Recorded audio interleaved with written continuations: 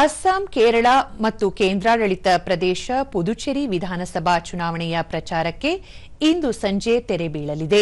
ಹಾಗಾಗಿ ಎಲ್ಲ ರಾಜಕೀಯ ಪಕ್ಷಗಳ ಪ್ರಮುಖ ನಾಯಕರು ಮತದಾರರ ಮನವೊಲಿಕೆಗೆ ಅಂತಿಮ ಕಸರತ್ತು ನಡೆಸುತ್ತಿದ್ದಾರೆ.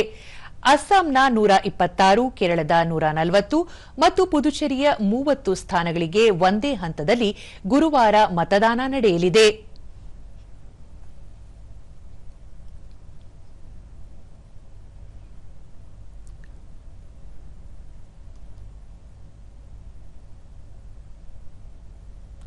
ಬಿಜೆಪಿ ಹಿರಿಯ ನಾಯಕ ಹಾಗೂ ಪ್ರಧಾನಿ ನರೇಂದ್ರ ಮೋದಿ ನಿನ್ನೆ ಅಸ್ಸಾಂನ ಬಾರಾಪೇಟ್, ಓಜೋಯಿ ಮತ್ತು ದಿಬ್ರುಗಢದಲ್ಲಿ ಸಾರ್ವಜನಿಕ ಸಭೆಗಳನ್ನುದ್ದೇಶಿಸಿ ಮಾತನಾಡಿದರು.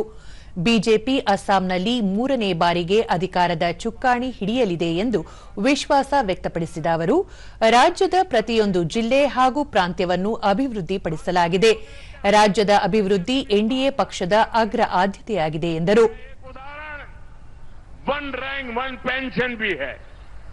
कांग्रेस ने मेरे फौजी भाइयों को दशकों तक ओआरओपी से वंचित रखा।